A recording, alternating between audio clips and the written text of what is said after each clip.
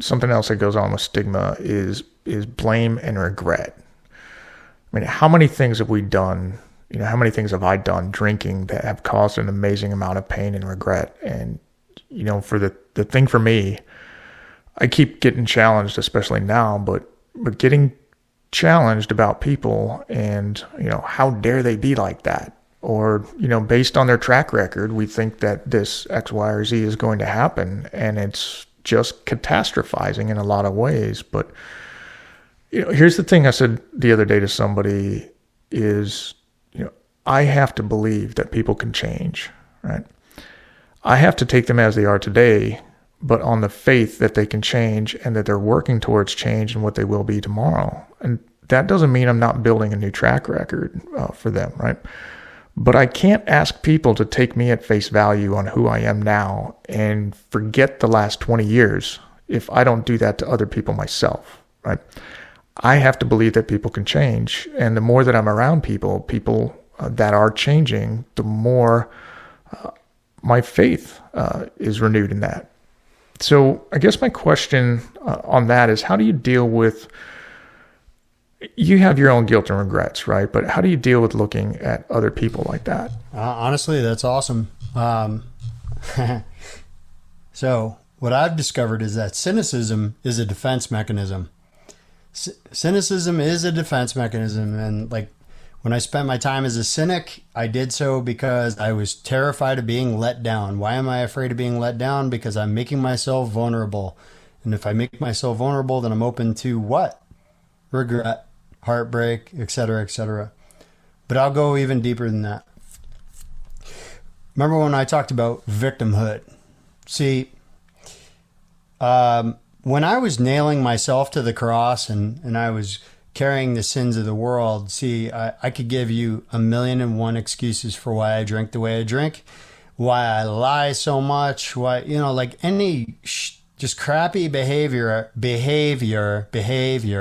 I had, I could give you justification and rationalization for it. That didn't make it right. It never did. But going into recovery, I started to look at myself a little differently. Not good or bad, just is. Okay, so now I can objectively look at myself a little better and go, okay, so how did I get here? And, oh, wow. And then I think to myself, what if we looked at other people the same way? And could I tell you that I don't still see black and white? I do. I totally do. I'm aware of it though. And, the whole thing is that I'm living proof that a person can change. You're living proof that a person can change. And there's millions and billions that have existed since the beginning of time that are living proof that people can change. So what is it? It's a decision. It's just a decision. It's that moment. And again, it's going into it with the right mind. And I couldn't tell you when I started I had the right mind. And I wouldn't even profess to having it now. But I have the willingness to see my side of it. Okay, what do I own in this conflict? What do I truly own? Okay, I could have done that better. Okay, cool. Now, to me, that's Herculean amounts of progress. Where before, no way. I'm not wrong. You're wrong. You're wrong. And I'm with you. I truly do believe that a human being is a multi-dimensional, multifaceted creature. It's just the problem is that not all human beings believe they are. I hear it so many times from people who are fine, not in recovery. Well, I'm just set in my ways. This is who I am. I hear that all the time. And I'm like, and I counter it with, no, this is who you choose to be. And that usually incenses them. But it's like, I'm actually trying to empower you. This is who you choose to be. It's scary to trust. It's terrifying. This world is terrifying. And it's more terrifying than any of us could ever imagine if we try to shoulder it alone. I think the antithesis to substances and weakness in my mind is acceptance and forgiveness, right? I mean, that's the serenity prayer. Accept the things I cannot change. Courage to change the things I can, wisdom to know the difference.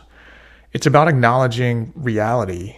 And then on the flip side of that, it's about forgiveness, because I have to be able to forgive myself, and I have to be able to provide that forgiveness and grace to others as well. Otherwise, who am I to judge others, right? I mean, so I want to shift gears now to mental health and how we're different. So what is mental illness? Mental illness, again with the Websters, as defined by the great Webster, is an unhealthy condition of the body and mind. Period. And so to me, the more important is to ask the question, what's the opposite? Right? What then is healthy? Right? What is healthy?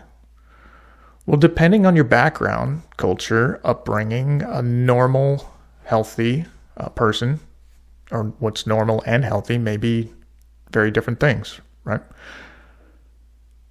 Healthy and illness can be subjective in many ways, and stats, right? And Mike knows I'm a stats nerd. So there's 572 diagnosis codes on the ICD-10 for mental illness. And right, okay, what is an ICD code? An ICD code is, if folks aren't aware of this, it's the little code that doctors put on your charts that allows them to bill insurance companies based on certain procedures and other things that they do. Not to get too boring, but it starts with an F, so you have an F code, right? So there's a large spectrum of mental illness. I mean, obviously there's 572 codes, but I'm going to throw a couple of them out there, and hopefully I get these right. Mike's going to laugh. Okay, so one is F 52.21, which is male erectile disorder. And that's technically classified as a mental illness. Okay, F52.12 is insufficient sleep syndrome, which is also classified as a mental illness. So how many people in America, how many men in America have F52.21? And then how many people in America have F51.12? Right. Anyways, the point of that is that these are the types of commercials that you see every day on the TV and the internet, because drug companies are pushing a pill that helps with either one of these syndromes.